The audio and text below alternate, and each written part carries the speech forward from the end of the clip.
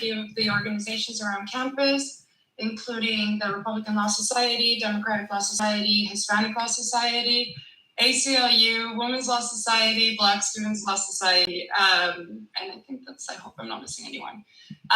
So I am Diana Davila, the president of the Hispanic Law Society, and along with Pavel Petrov, we will be giving you all a quick intro on the facts of the Texas SB 8 bill, also known as the Heartbeat Bill.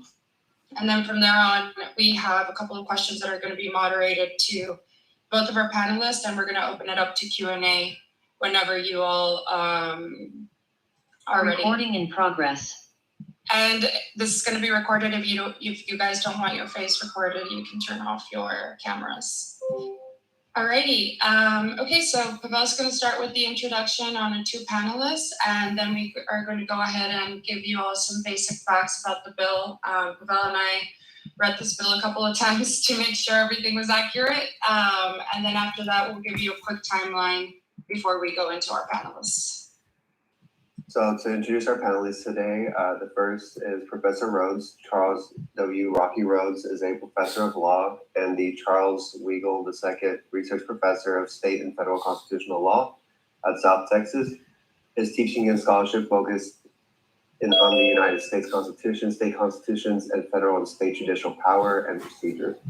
He is the author and co-author of 6 textbooks and treatises on constitutional law and state constitutional law, including the Texas Constitution in State and Nation, State Constitutional Law in the Federal System, and forthcoming books, Constitutional Law Foundations, Interpretations and Commentaries, and State Constitutional Law, Individual Rights, and Structural Liberties.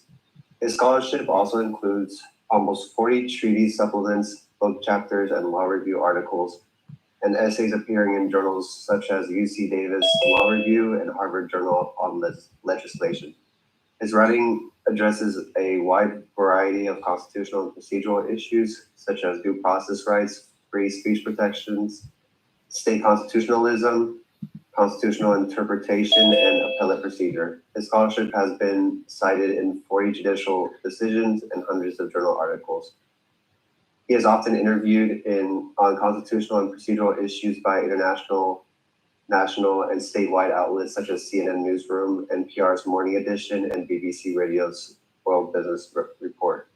He's also quoted by newspapers and magazines across the globe, including Houston Chronicle, Dallas Morning News, and Washington Times. Now introducing Professor Blackman. Josh Blackman is a national thought leader on constitutional law and the SCOTUS. Josh's work was quoted during 2 presidential impeachment trials. He has testified before Congress and advises federal and state lawmakers. Josh regularly appears on TV, including NBC, CBS, ABC, Fox, and BBC. Josh is also a frequent guest on NPR and other syndicated radio programs. He has published commentaries on New York Times, Wall Street Journal, Washington Post, and leading national publications.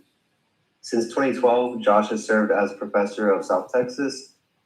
Josh is also an adjunct scholar at Cato Institute. Professor Blackman has authored 3 books. His latest, An Introduction in Constitutional Law, was a top 5 bestseller on Amazon. Professor Blackman has written more than 5 dozen law review articles and has been cited nearly 1,000 times. Professor Blackman was selected by Forbes magazine for 30 Under 30 in Law and Policy. And Professor Blackman is the president of Harlan Institute and founded Fantasy SCOTUS, the internet's premier Supreme Court fantasy. So welcome and thank you for bringing your time in today. Our pleasure. All right, so I'm going to go into some facts. I tried to put them in best layman's terms as I could. So the Texas Senate Bill number 8, also known as the Heartbeat Bill, says that a physician may not knowingly perform or induce an abortion on a pregnant woman unless the physician has determined, in accordance with the section, whether a woman's unborn child has a detectable fetal heartbeat, which usually happens around 6 weeks. But the physician will not violate the sections if a physician performs a test and does not detect a fetal heartbeat Just for your information, the gestational age of a fetal or unborn human is the amount that has elapsed from the first day of a woman's last menstrual period. The subchapter does not create or recognize a right to abortion before the fetal heartbeat is detected. There is a medical emergency exception, and the physician has to make a written notification on the pregnant woman's medical record. The cost of action. A cost of action, this may not be construed to initiate a cost of action or persecution of a woman whom an abortion is performed or induced in violation of this chapter, but shall be enforced exclusively through private civil actions, and no enforcement of this subchapter may be taken by the state or any political division. The civil liability for a violation or aiding and abetting of a violation. Any person may bring civil action on any person who performs or induces an abortion in violation of this chapter, or knowingly engages in conduct that aids or abets the performance or inducement of an abortion. This includes paying or reimbursement cost of an abortion through insurance or otherwise. The part 3 of this civil action also states that this applies to intending to engage in this action or conduct. If you prevail in an action, there is a remedy for injunctive relief sufficient to prevent the defendant from violation, statutory damages in an amount no less than $10,000 for each abortion. The defense, to present a defense of unconstitutionality cannot be brought in violation of this chapter, meaning that you cannot bring a defense saying this bill is constitutional.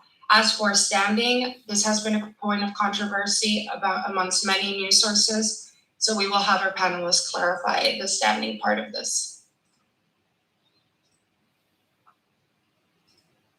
So with regards to a timeline, I would like to give a little bit of an understanding of how this went into law.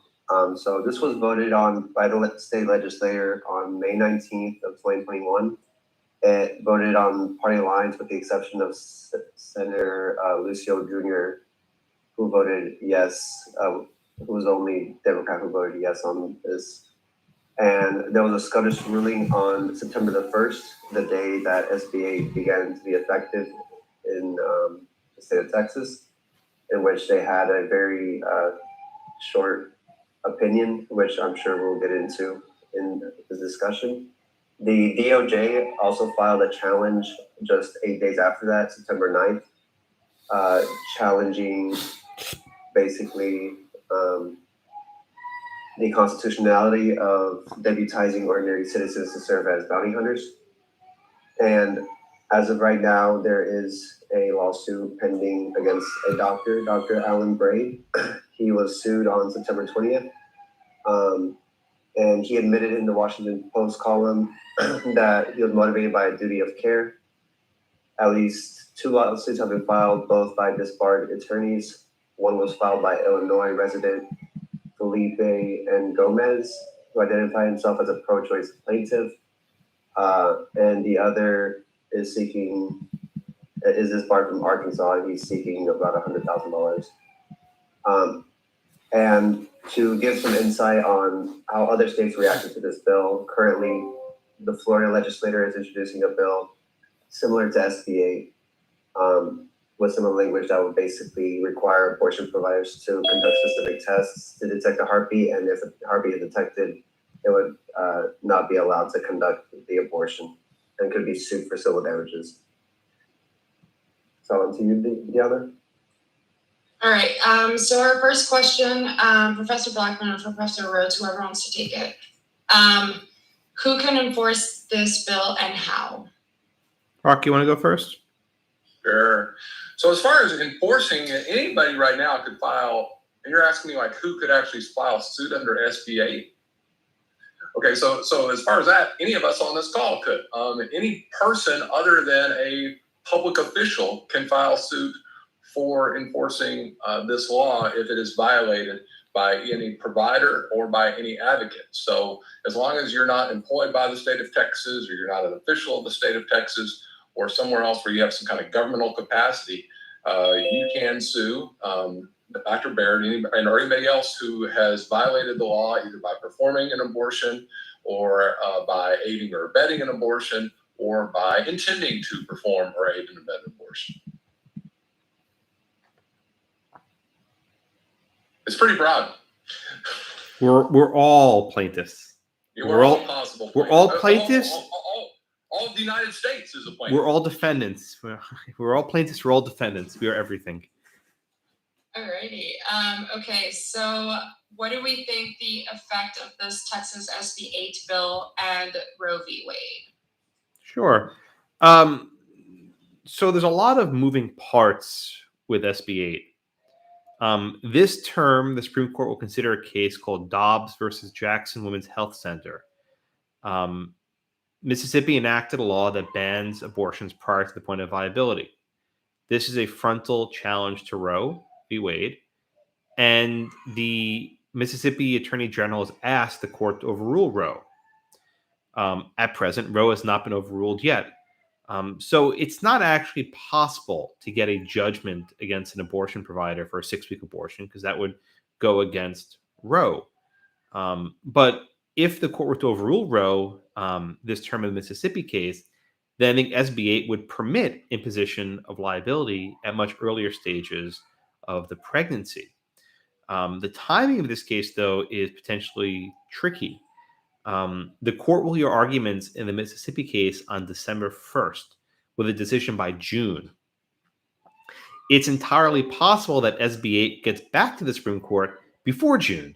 So they may actually have to decide the Texas decision prior to deciding the Mississippi case. So there are a lot of moving parts, and this is not how anyone would want to litigate the case. Pavel mentioned earlier there's some litigation. There's one random person in Arkansas, another random person in Illinois who brought these lawsuits. These were not the plaintiffs anyone wanted, and it's messy. It's a very messy process. It's not the traditional method of litigation where you bring a pre-enforcement challenge. And I want to build on what Josh has said. So SB 8, you got to separate the substantive issues from the procedural issues about SB 8. So Josh is talking about the substantive, what's going to happen with Roe, right? And what's going to happen with Casey and the undue burden standard. And that's right now, as Josh mentioned, SB 8 is clearly unconstitutional under Roe and Casey. Now, the question is going to be on the substantive side, whether the United States Supreme Court is going to change that precedent in either Dobbs or in a subsequent decision regarding SB 8, whichever one comes first. The procedural aspect is what is confused people and why the Supreme Court didn't rule the first time with respect to this case, because SB 8 is specifically designed, and we said that any private person could sue rather than any public or government official. That was specifically designed to keep abortion providers and abortion advocates from being able to do the typical way that they challenge these laws, which is filing a pre-enforcement suit against the individual, with the government official who is charged with enforcing the law. But since no government official since no government official is enforced with charging this law, there's nobody to sue, and that's been one of the problems, that you can sue pre-enforcement. So that means that abortion providers and advocates have had to try a couple of different avenues. They've had to wait until Dr. Baird gets sued. They've had to then try this DOJ suit that we've mentioned before. So one of the difficulties is how do you get this issue before the courts in a proper procedural framework? So we have both a substantive issue of what are abortion rights going forward, and then we have the procedural issue of how do we get the particular issues involved in SB 8 before a court that has proper standing and justiciability, can get around sovereign immunity of the government, et cetera. So those are two different parts, and that's when Josh says there's moving parts. Absolutely correct, and we have moving parts both substantively and procedurally here. It's like a law school final exam fact pattern from hell that you're litigating in real time. Yeah, I've actually had, I've presented a paper on this a few times. I've had professors say, I could do my whole federal courts class just on your paper, because you're talking about everything we cover in a whole federal courts class, from substantive standards of constitutional doctrines to 1983 actions, etc. And Rocky's being modest. He wrote a paper with Howard Wasserman at FIU that is like the definitive take on this issue. And they wrote this as the litigation is evolving. So this is a very difficult moving target that he and Howard have to keep updating. But definitely check out Rocky's paper. It's I've read it. It's quite good. I read it, and I think there's 3-4 parts to it as the last time I checked. Keeps getting longer. We need we are trying this weekend. It'll be all updated by the end of the weekend. We'll actually have everything up to the DOJ suit and everything. We're a little bit behind because the paper draft right now I think is on August 30th. Oh no. We're going to have it all updated by the end of the weekend. That's my weekend plans, by the way. So, ironically, my moot court competition is about abortion, so it'll be a deep dive into this for a while. Alrighty, so I know you touched a little bit on this question, but can you dive deeper onto why the Supreme Court decided not to rule on its constitutionality? We saw how Roberts' dissent basically said, this is not the court, to quote him, he said, the court's order is emphatic in making clear that it cannot be understood as sustaining the constitutionality of the law at issue. Sure. Well, when we talk about the Supreme Court ruling on the constitutionality, we first have to assess what exactly is the basis for jurisdiction. And this is the part that gets very, very tricky. Planned Parenthood and Whole Women's Health tried to sue every judge in the state of Texas, right? That was their goal. And they thought if we sue every judge in Texas and we get a judgment against every judge in Texas, then this law can't be litigated. They didn't get quite that far. They didn't certify a class, a class action. They didn't certify a class of every judge. So at the moment the case went to the court, there was one judicial defendant. His name was Judge Jackson, who was out in East Texas by Tyler. That was the only defendant there. Even if the court had issued an injunction against Judge Jackson, it wouldn't have actually redressed their injury because every other judge in the state could have granted relief. In my view, maybe Rocky disagrees, there was really no way for the court in that posture to actually enjoin the law with respect to every judge. Now, the court could have said, we don't really care who's before us. We're going to order the district court to certify a class and issue an injunction against every judge in Texas, notwithstanding all these other jurisdictional hurdles. If you read the chief's dissent, he doesn't really say what he would have done. Sotomayor the same, Breyer the same. They don't actually say what would have worked. As the case came to the court, it was in a very tough posture for Holman's Health. I don't know, maybe Rocky, what could they have done if they got 9 William Brennans in the court, that everyone they needed? What could they have actually done? They could have gotten real creative and made something up, some new law that didn't exist before, right? I mean, but I totally agree actually with Josh about that in the procedural, and we agreed in our paper, and in the procedural posture was that this case didn't really have a chance for success because of procedural issues, not because they necessarily should lose on the substantive right, but that there wasn't any way to effectuate the relief that they wanted. And so I think the only way you could have come up with some kind of injunction here that the Supreme Court could have issued is to get, and I heard some common law professors say, well, just get creative, come up with something. Make up something, yeah. But that would be something that and I've asked them, well, what is that? And they've said, well, I don't know. I'm sure they could think of something. Well, nobody has come up with anything yet that I've heard. And so Howard and I took a lot of grief for our position on this with respect to the fact that we thought the Supreme Court was right in denying relief under the jurisdictional posture of the case from other professors. But we've not heard one of them say how the Supreme Court should have done this under current doctrine without just inventing some kind of new remedial tool that has never been used before. Yeah. When Rocky and I agree, we're probably right. When Rocky and I are on the same page with something like abortion, we're probably right. Yeah, exactly. So, I think we certainly would. I think it's one of those marriages that it's like, well, you got two people who are looking at this from procedural. Have different ideas of how this substantively might turn out, but procedurally realize that this is problematic at this stage to be able to do what they were asking to do. Good. Thank you for the question, Diana. Which is why I brought you both on here, so I could hear both sides of it. Okay, so still trying to stay bipartisan on this. What do we think the disproportionate effects SB 8 will have on the lower income communities across the state? Rocky, you want to do that one? Yeah, I mean, well, obviously, I mean, there's been reporting on that. I mean, that's not really a legal question as much as it is what the public policy implications of SB 8. But from the reporting I've read, yeah, I mean, it's causing a lot of problems with respect to individuals being able to obtain an abortion. Obviously, the more wealthy you are, the more easy it's going to be to obtain an abortion out of state. But that is going to be an impact of this. That there's going to be less availability because so many of the abortion clinics and abortion providers have decided that the risk of these repeated suits, because it's at least $10,000 for every performed abortion, right? Now they only have to recover.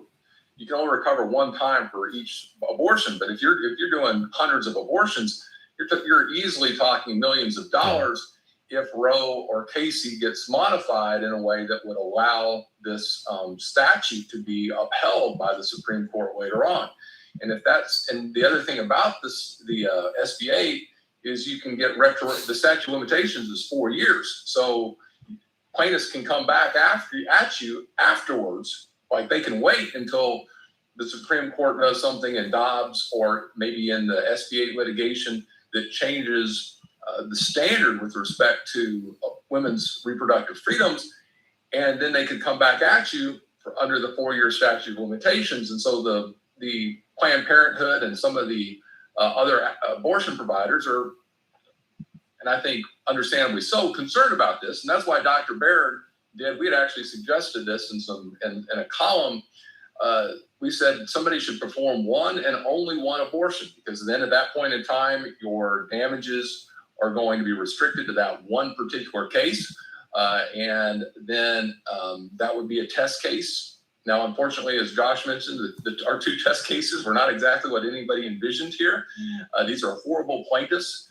And I can see why they're disbarred lawyers, because one of them especially, I mean, he would have failed my class for coming in and saying that, well, I don't really think they did anything wrong, but I want to sue so you can declare the law unconstitutional, even though I'm the plaintiff and I'm supposed to be the one trying to get the $10,000. I mean, he just killed his own justiciability. That suit has no basis to go anywhere. So there's all these kinds of procedural issues that have really stymied the ability to challenge this law. And this is going to circle back to your question. I did remember your question. That this goes back to, because of all this uncertainty, clinics have shut down, and this has really impacted individuals who don't have the financial means to travel out of the state and to be able to obtain an abortion. Yeah, I agree. Just to circle back with what Professor Rhodes was saying, the plaintiff, disbarred attorney Stilley, said, and I'm quoting this, "I'm not going to let this thing fester so doctors are afraid. I want to prompt an honest decision. Let's find out if this thing is a law. If it is, let's live by it. If it's not, let's get it struck down." So that's what. Right. Well, let me just, maybe I can. I know you weren't asking a question, but I'll make your comment into a question. Professors often do. He wants the law to be struck down, right? And that's a phrase that people often use. I stopped using it. In fact, I just edited the 4th edition of my casebook, and I did a Control F for every instance of strike down, and I deleted them, every single one. If you hear me say it in class, you're permission to yell at me. Courts don't strike down laws. And in fact, Rocky's colleague Howard is one of the, I think, foremost proponents of this point. He makes it with passion of zeal. Well, he was your colleague first, Josh. He was my. Oh, I'm being nice. Yeah, no, we wrote a paper on this some years ago. So actually, we share a mutual colleague. What do courts do? Right? Courts issue orders saying, okay, we have X versus Y. Okay, Y, you can't enforce this law because it's unconstitutional. The courts don't actually erase the statute from the books. They simply issue an injunction against those parties. So let's say that this guy Stilley, his name is Stilley, sues Dr. Braid, and the court agrees. Yes. In that case, what the court would say is, okay, we will not enforce SB 8 as between Dr. Braid and Stilley. Okay, then some other Joe Schmo comes along and sues Holman's Health, and the case starts from scratch. So one of the unique aspects of this law is it can't be struck down because it's private enforcement. If you remember Greek mythology, the Hydra is the analogy I use, right? When you cut off one head, two heads grow in its place. And that's sort of how SB 8 works. It can't be stopped. And actually, I think the only way it can be stopped is actually an area of Rocky's expertise, involves state law standing. And maybe Rocky can talk about this for a minute. It's not clear to me why Dr. Stilley is injured by an abortion performed in Texas. And this is Rocky's area, so I'm going to shut up in a minute. There are probably cases where there's an injury. Imagine a father finds out that his a spouse had an abortion. I think that person can probably muster standing under state law. Maybe a family member, maybe a grandchild, maybe that's a weaker case.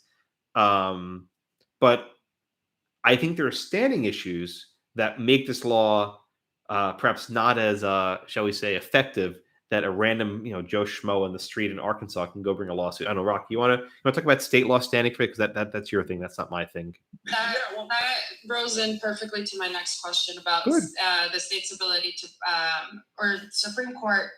So I'm going to pose my question, and it's going to lead right into it. Is it possible that the Supreme Court sets a new precedent for standing in state courts and limits the state ability to define their own standing requirements? All right, well, let me take that into. I do not think the U.S. Supreme Court is going to interfere with Texas's standing requirements because that's a state law issue. Unless those standing issues, unless the state standing requirements somehow infringed upon a federal constitutional right, but I don't see how that would happen. I mean, and that's because you got to remember when Texas establishes its own scheme of courts and its own executive scheme and its own legislative scheme, it's not bound by doing the same kind of structure that the United States government has done. So we can give standing more broadly. And this is a the U.S. Supreme Court has recognized this over and over again. The Pinnell case, the Sarko case, that states can give more broad standing. In Massachusetts, they allow purely advisory opinions, for instance, and the Supreme Court has said, that's fine. And in the case of Caskey versus Nike, California had a very similar kind of any private person could sue law with respect to consumer protection. And you didn't even have to show that you'd been hurt. You could just say, well, I think that they said something that was untrue, and I want to sue to stop them from saying untrue things. And so Mr. Caskey, who was a consumer advocate, sued Nike for some false statements. He said that there were false statements about their use of child labor overseas, and they were denying that they were doing that. And he said, you're lying, and then he sued them. And they were saying, well, we have speech rights, and the case goes up to the Supreme Court, but he got all the way through the state judicial system because California allowed broad standing. And when it got up to the U.S. Supreme Court, they recognized, they ended up dismissing the case. Some of the concurring and dissenting opinions to the dismissal, they all agreed, hey, this case could not have been filed originally in federal court, but if California wants to open its courts up to that, that's their business.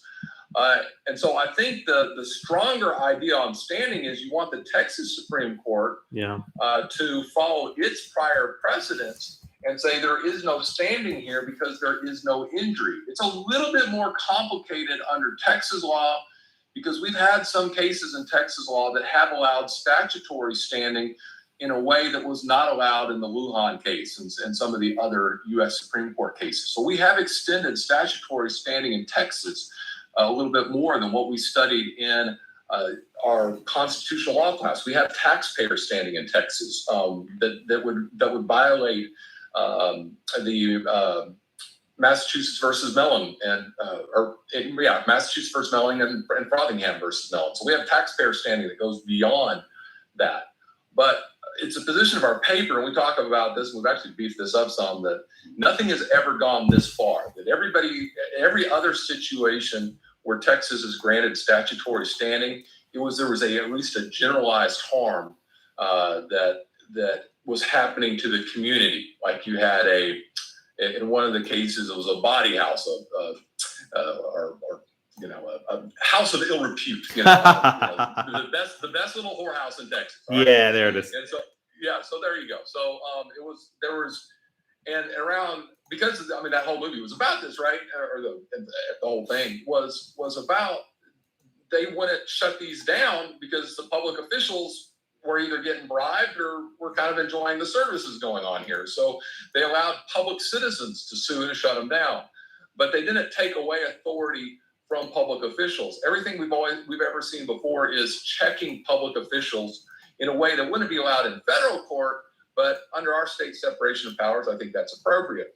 On the other hand, this would be a step way beyond that by saying that somebody without any particular injury at all and not checking a public official is taking the place of public officials. And I think that's a separation of powers problem, because I think that could, if the legislature kept pursuing this, they could take away all enforcement authority from the executive of the state and give it to citizens. Always before, they've shared enforcement authority between the executives and citizens. And so I think this should be a violation of state standing. And if it is, SB 8 litigation goes away. But you've got to get, the only entity that can make that determination is not the U.S. Supreme Court, but the Texas Supreme Court. That was probably more detailed than you wanted, but that's kind of where I think we are on standing. Okay, thank you. Yeah, I think it's a lot to digest for everyone trying to figure out what or the future of this. Everybody can take my state con law class in the spring. And now I'm going to do my public service advertisement in my state con law class in the spring, although we're doing seminars. But standing is one of the things I talk about how state standing is different than what we studied in federal standing doctrine. Okay, and the last question I have before we move on to student questions. So Planned Parenthood v. Casey has been used to test restrictions on a woman's access to abortions through the substantial burden test. This law seems to circumvent Casey's historical application in that it doesn't directly regulate access to abortion. Does the court have the option here to make a decision regarding abortion without expanding or contracting Casey? Well, again, I think when we talk about SB 8, we can't speak in generalities, right? If someone were to, let's say there was someone in Texas that did an abortion in the 9th month, which is clearly could be regulated under Casey, right? And then someone sued that provider for 9th month abortion. There's no defense under Casey, right? So the law might be constitutional in some regards, but not in others. Let me address one of the questions I saw in the chat. The law doesn't only affect those who perform the abortions, those who aid and abet the abortions. So imagine you're not the one performing the abortion. Maybe you provide funding for it. It's not clear that you have a constitutional right to fund abortions. Maybe you do, maybe you don't. So I think a lot of the litigation wouldn't even be against Planned Parenthood or Whole Woman's Health. It'd be against groups that fund it. Was it Edith List? What's one in Austin, the company? Lilith. Well, sorry, Lilith. Wrong biblical name. Yeah, Lilith List, right? There are groups that fund abortions. It's not clear they can raise Roe as a third party. Let me take a step back, right? An abortion is performed on a woman, but the courts have said that those who provide them, the doctors, can also raise Roe as a defense. As you get further away, is there a constitutional right to fund an abortion? In other words, if you block funding, is that enough to impose an undue burden? So there's a huge potential universe of litigants, both plaintiffs and defendants. And I think with SB 8, you have to sort of pick and choose each one. You can't just take a blunderbuss approach, which is what was tried. Now, we haven't really mentioned the DOJ suit, which I'll mention briefly. The United States government has sued you and you and you and you. I'm pointing over my screen, but they sued everyone in the United States, basically, right? Why? Because we're all potential plaintiffs. DOJ has sued every potential plaintiff, which is all of us. Congratulations, you're a defendant in federal litigation. They've also sued the entire state of Texas, which includes every aspect of the state, the judges, the clerks, everyone. There's a hearing in Austin tomorrow on this case. The federal case has pros and cons, right? So usually you can't, when I'm saying you, private citizens can't sue a state because of what's called sovereign immunity. You usually can't. There's some exceptions, but usually you can't. When the United States sues a state, that goes out the window because the United States is sort of above the state governments. But the harder point is SB 8 doesn't directly regulate the federal government. It regulates abortion clinics. Now, the feds have said, well, we have people in our custody who need abortions. So there might be some instances where SB 8 is preempted, but that wouldn't be a facial challenge. It would sort of be piecemeal. I don't know that. I don't know, Rocky, what do you think about the SB 8 case? I don't think they can get the remedy they want, but I don't know. What are your thoughts? Yeah, we may. I mean, and I think our differences here are probably just slight, Josh, rather than that because I think the remedy is the tricky issue again, because I think the federal government. I agree in some of these instances. I think there's a supremacy clause problem. I think we're pretty close to the same page on that. Where the SB 8 violates federal law on funding abortions, and their claim is, well, wait a second, under federal law, if a woman has been raped, cases of incest, and a few other exceptions, we can provide funding for abortion. We can do that through our contractors and through with various services that we provide. And the SB 8, they're saying that somebody could sue us for that. And I think there is a preemption problem with respect to that. Now, the government has also made a broader claim that it can represent every woman's right in the state of Texas, and I'm not sure I buy that. And there's actually some circuit decisions. They're not from the U.S. Supreme Court, but there's a circuit decisions that have rejected that theory. So I think the DOJ suit can succeed on their narrower theory that, hey, there's some preemption in certain circumstances. The question is going to be what remedy do they get and how you structure that remedy. Yeah. I mean, as Josh said, you get away from the sovereign immunity problem, but you have other problems about, are you enjoining every person in the state of Texas? Are you enjoining every judge? Who are you enjoining exactly? I think they're going to try to kind of sweep it under the rug, saying that, well, we're enjoining the state of Texas and anybody who is doing something on behalf of the state of Texas, which could be anybody, as we talked about, because that was the first question, like who all can sue? Well, anybody can sue. So I think the remedy is the tricky part of the suit. I think the DOJ suit should prevail if they can figure out how to get a remedy, at least with respect to their narrower claim. But as Josh says, and I think he's absolutely right about this, that doesn't mean that Joe Smith can't, or Billy Bob can't still sue abortion provider X who does an abortion, right? All that would mean is the state of Texas can't sue the government. But you might be able to get a good precedent from because the other thing that we've got to add about this, absolutely correct, as Josh said earlier, laws don't get struck down. That's bad terminology, and I've been trying to get it out of my book as well. I'm sure it's still in there a few places, but laws don't get struck down. But the one thing, a lot of times, the reason we use that nomenclature is because effectively, once the Supreme Court declares that a law is unconstitutional, then that becomes binding precedent in all other cases, and nobody's going to try to enforce that law because they lose qualified immunity and everything else like that with respect to a damage action against them for trying to enforce a law when the United States Supreme Court has declared that specific law unconstitutional. Now, of course, obviously the Supreme Court can change its precedent and everything else like that. But the one thing that the DOJ suit might do that would be advantageous is get a possible precedent from the United States Supreme Court, on the validity of SB 8. So I'm not saying striking it down, but it would be a precedent to say, yes, this is valid, or no, this is invalid under current abortion doctrine. And that would clean up a lot of the uncertainty we're dealing with on the substantive side. Very good. Yeah, I think we agree just about. Let's go to some questions from students, please. Yeah, I have two right now. So the first one is, does it concern you both that 4 justices dissented on a procedural issue? Shouldn't the opinion have been unanimous? I'm sorry. It's repeat the question again. Does it concern you that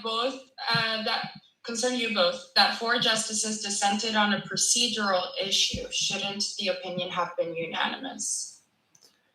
I would have liked to have seen what remedy the dissenters preferred. They sort of said just enjoin it, grant a stay. They were pretty opaque. And the fact they couldn't point to a remedy, I think is problematic. I don't know, Rocky, what do you think? Yeah, I mean, am I surprised? No. I was actually kind of surprised Roberts, who has sometimes been upset with the shadow docket, jumped in and said, well, yes, we should have granted some kind of stay here. But that was really the only, I wasn't surprised. I thought it was going to be 6-3 though, rather than 5-4. All right, the second one I have, also feel free to just send them to me or send them to the chat. Will the justices have a constitutional problem with the legislature creating standing for a totally unrelated persons who have not yet been harmed totally from the whole cloth? Are we talking about U.S. Supreme Court or Texas Supreme Court? That would be for the student, but I would say probably Supreme Court. I think U.S. Supreme Court's not going to have a problem with that. Okay. So Texas. Now, Rocky, let me ask you a different question. Right? Let's say this case is removed to federal court, right? Because you had a guy from Arkansas to a Texas provider. And let's say Dr. Braid moves to federal court in San Antonio. Is there Article 3 standing in that case? And let's assume that it's based on just this idea that, I don't like abortions, assuming those are even the facts. There's diversity. I mean, do we have Article 3 jurisdiction? Well, you still have the forum defendant rule. You can't remove. Because an in-state defendant cannot remove a case. So it could have been filed in federal court, but it can't be removed. As long as you sue one in-state defendant, it can't be removed. To that state. That's okay. So these cases are stuck then in state court. So then to the student's question, I don't see any way that federal courts will have to opine on the state. This will go to the Texas Supreme Court at some point, I guess. And they have discretionary. It's going to have to go through the Texas Supreme Court, and then it could go to the U.S. Supreme Court, but the U.S. Supreme Court will not consider Texas standing. Yeah. Unless there's, and I have never seen an argument where the U.S. Supreme Court, there's no precedent for the U.S. Supreme Court substituting its view of what a state standing rule should be for the state standing rules. It's never happened. I agree. Okay, and the last one I have in the chat is, could this lead to a federalism issue where any state could enact a law to skirt federally constitutional protections by writing a law like the SB 8 bill? Think gun rights as an example. Do you want to take that, or do you want me to start? Yeah, so this is a common criticism. If you can delegate private enforcement, then people can bring sort of frivolous lawsuits that are against prevailing Supreme Court precedent. So California or New York could absolutely enact laws providing private cause of action for gun violations or maybe hate speech or something else. Let me just give a slight counter. The reason why SB 8 is so tricky now is because the court might overrule Roe. Heller, the Second Amendment case, is not in any sort of jeopardy of being overruled. So, I think if California said you can start suing gun owners, it'd be like, all right, come and take it, right? Sue me. I'm going to win. But abortion providers in Texas do not have that luxury, especially in the Fifth Circuit. They do not have that luxury. They could get severe damages. Rocky, do you want to mention your 1983 option? That didn't come up, but that might be another way that this can get to federal court. I think maybe. Right. Yeah. So this is, and I got to get Howard came up with this idea, but the other possibility is, usually when you sue the government to stop them from enforcing the law, you use Section 1983 and against somebody who's trying to deprive you of a constitutional right. That's your cause of action because they're acting under color state law. Our argument is, and this is where we kind of got, and we're pushing the envelope here. We don't know that this will work 100%, but we think so the person who sues Dr. Baird, for instance, we think that Dr. Baird could go to federal court and file a Section 1983 action against them, saying that you are now the enforcer of Texas law, and so therefore you are violating my federal constitutional rights. And there's some tricky federal courts issues with respect to abstention and everything else that you've got to get around. We think we found a way to get through the needle. Not everybody agrees with us, but a lot of people I think will admit, and I guess I haven't had your take on this, Josh, but at least we've made a pretty good argument about how you could do this, even though I'm not 100% sure that the courts would buy it. And so, Rocky, let's say let's say just John Doe files suit against Planned Parenthood, and Planned Parenthood sues in 1983. Would that judgment though go beyond John Doe, or still be limited to John Doe? It'd be limited to John Doe. But our thought is that would then keep John Doe 2 from wanting to sue, because if they know that all they're going to do, if they sue, if the 1983 suit's successful, they'll be dragged to federal court. Yeah, it's a workaround to the removal issue. It's effectively getting to federal court. I think that's a creative approach. Really, I still think the threat of litigation though would keep the clinics closed. I mean, even if your 1983 option worked, I mean, 1983 suits are lengthy. They take months, maybe even a year to litigate. There's appellate review, so it would take some time to actually get to a final judgment. But I think it's I actually agree with that. I think you have to do it with a test case. I mean, this would not allow I would not tell an abortion provider, hey, go forth and start doing abortions, and you can do 1983 actions to take care of it. I would say, like, if I was representing Dr. Barrett, I would try this and see if I could get a precedent on it, and then other providers could use it. But I don't think it's not necessarily a perfect solution when you're having the threat of hundreds and hundreds of lawsuits coming at you. For your abortion. And let me mention a point. So you may have seen the news of a professor named Jonathan Mitchell, who was one of the architects of this law. He was actually my law professor. So I perhaps I'm standing on shoulders of giants, or depending how you think of him. But this law was born of an academic theory that courts don't strike laws down. And once you understand that theory, SB 8 becomes a reality. So I always tell students, don't think your student comments and things you say in class are silly. The ideas that you come up with now can actually be operationalized and put into effect, and have had a significant impact on the legal system, has basically gone to the Supreme Court already in the span of a few weeks. So always, when you write your student notes and your comments for Rocky's class, and whatever else you're doing, don't think that it's sort of meaningless. That often ideas that germinate in law schools resonate on a far broader level. And this actually gets us, I'm going to circle back to the original question here. Watch this. Because Jonathan Mitchell, when he wrote the article, around page, because I'm just looking this up, I'm writing this part of our article, around page 1,000, he did say that this could be used in other situations, like for abortion. He listed not just abortion rights, but he did list gun rights, election, campaign finances, way to get around Citizens United, etc. But I think Josh is absolutely 100% right that I think those are easier to defeat through the normal processes when you know that the Supreme Court has your back. The problem that the abortion providers have here is they don't know that the Supreme Court has their back. And so they're taking a lot bigger risk. And so I'm not sure, even though, so it is possible other states, blue states, could try to enact these laws going the other way. But as long as the Supreme Court has the back of the individual rights at issue, as long as they have they're going to support campaign finance. The ability to spend on campaign finances in a way that's authorized by Citizens United, as long as they support gun rights, as long as they support free speech rights, even with respect to so-called hate speech, that if the Supreme Court's supporting those rights, though these statutes don't have much teeth. It's only when you're worried that the Supreme Court is going to cut back on the rights that the real threat of liability comes into play. Yeah. Other questions? Yeah, I have two more. And then I think we'll wrap it up with Tim's. Okay, so what are some differences in the constitutional challenge of the case out of Mississippi, which is being heard in December, versus the challenges to the SB 8 bill? Well, I mean, the Mississippi case is a traditional case where it's enforced by the government, so you don't have these bizarre sort of jurisdictional hurdles. Rocky, is it 12 or 15? I forget which week number. 15. Thank you for correcting me. So the Mississippi law is at 15 weeks, which again is before the point of viability by any standard. Depending who you ask, it's 24, 23, 22. Neonatal tech changes. I don't have a strong opinion upon that, but 15 weeks is prior to that date. In my view, this law is unconstitutional under Casey.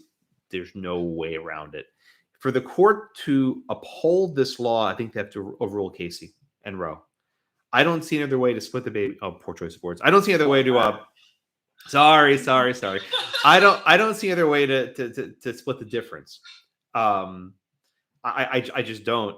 For the court to maybe manufacture some new standard, they would have to literally say, well, the reasoning of Casey is good, but maybe it went too far.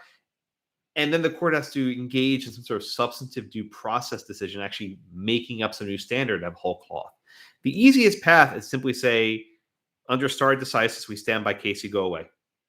And the law is unconstitutional. And then they just call it a day. That'd be the easiest path. But I don't see a middle option. I think it's either all or nothing, which is never a good position for judges to be in. But I don't know, Rocky, what are your thoughts on the Mississippi? I guess, I agree with you logically, although it's the one thing about it is since they changed the question presented, right? You brought this up. Yep.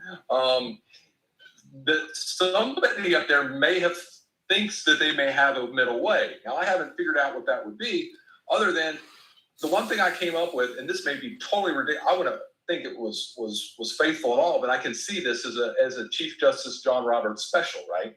We still use the undue burden test, right? It's still an undue burden. But hey, if 15 weeks you have time to get an abortion, they're just going to drop the viability part of it. So that, in other words, we're applying undue burden, but it's. I mean, I could see this. So, without regard to viability, I would.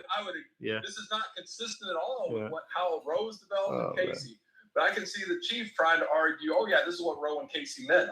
We've both seen him do this. Oh God, yeah, but he's 4. You need 5. So you need Brett Kavanaugh, or Amy Coney Barrett to go along with that. My goodness. Yeah. I mean, you at that point you basically hollowed Roe to an empty shell, kind of like a melon. We just sort of empty out the middle. You have this shell. My goodness, that's creative, Rocky. See, this is why he gets the big bucks, right? We're both Charles Weigel professors of constitutional law, I suppose. That we have the same title. We just that's pretty creative. Without regard to viability, so you can basically ban abortion. You can so you can't impose an undue burden, but it doesn't really matter when. So. Oh my goodness, I can't. Okay, that's the next question. Yeah, so as long as you give the woman time. Yeah.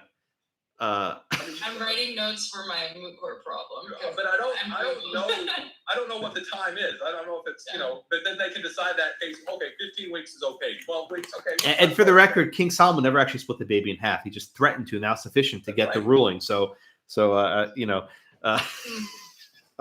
let's move on to last question. Yeah.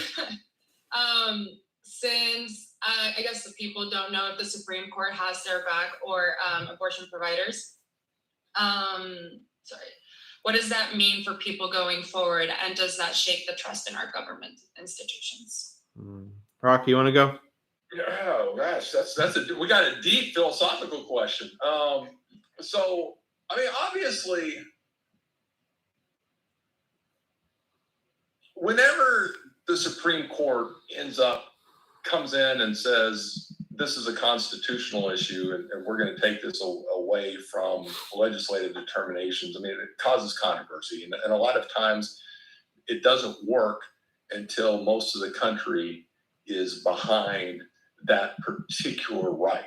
So, and there's been a couple of exceptions where the U.S. Supreme Court got ahead of where the country was.